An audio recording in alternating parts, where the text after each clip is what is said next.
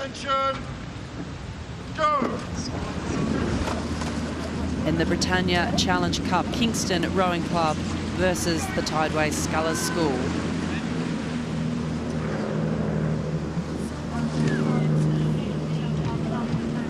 Both of these boats, of course, coxed. It's the club men's four.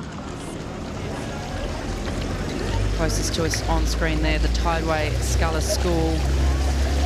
Nick Palmer, James Clark, Malachi Randall, Thomas Richards and Giaraj Sagu in the coxswain seat.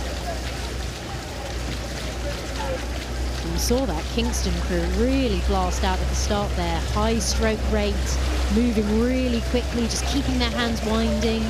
And, you know, they're still just overrating the crew from Scullers. And actually, you know, they look like they're just creeping away now. But I don't know, Sarah, does that look like a sort of sustainable rhythm to you from that Kingston crew? To me, it looks like something that, you know, they might struggle to get into a slightly longer, more relaxed race pace to take them through the middle of what is a very long race, especially in a cox score.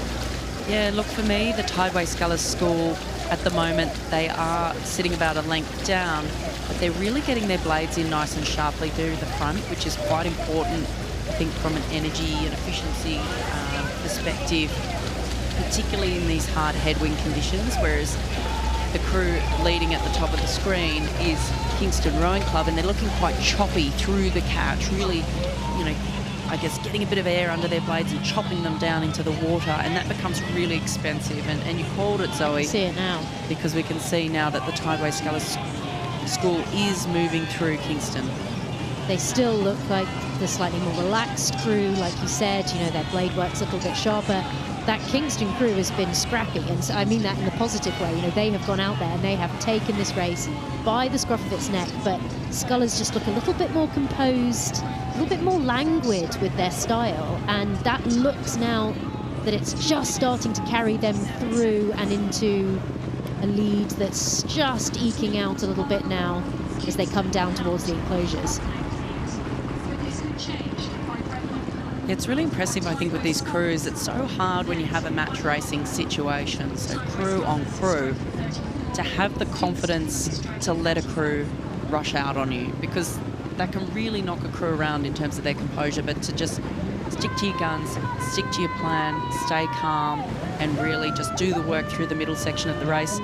It takes a bit of guts to be able to race that way if a crew really jumps out on you in the early stages when it's one of these, you know, crew-on-crew situations. Absolutely, and I think that's the maturity in terms of the race experience of a crew, and, you know, especially from a cox's point of view, you know, that's one thing here that the cox of this Tideway Scullers crew can really add to the performance of that boat, because you can look ahead as a cox and you can see the other crew and you can think, okay, actually, that doesn't look sustainable, the rate's very high, I know what we're doing and our boat's good, we need to just keep doing what we're doing, don't change anything, don't try and throw the race plan out the window, but like you say, be brave, be confident in what you're doing, and just let the race play out.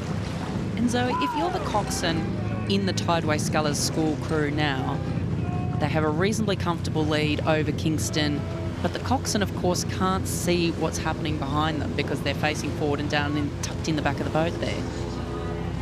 What kind of communication do you have, or how as a coxswain do you deal with that when you know that there's a crew on your shoulder and something could happen?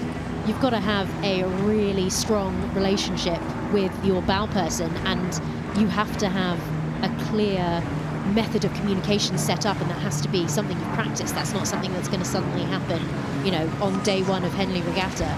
You have to be confident that they are going to give you the information that you need, and also to some extent, depending on how experienced the crew is, that actually the bow person will also be confident in saying, okay, we need to go now, and calling a push if needed, or saying, actually, we can relax out, we can take the race rate down a little bit. So it'll partly depend on how experienced your crew is, how experienced your cox is, but the main thing is about communication. I hate cox floors for many reasons, but one of the reasons why is because all I can ever hear is the sliding of the seats. I can't even really hear what the bow seat's actually trying to say to me, so good on them. Yeah, strong performance here from the Tideway Scullers School. Very patient in the early stages of the race. They were really let out in the first few hundred metres by Kingston Rowing Club, but it will be The Tideway Scullers School taking out the win in the Britannia Challenge Cup over Kingston Rowing Club, who are just crossing the line now. Confirming there in the Britannia, the Tideway Scullers School beating Kingston Rowing Club.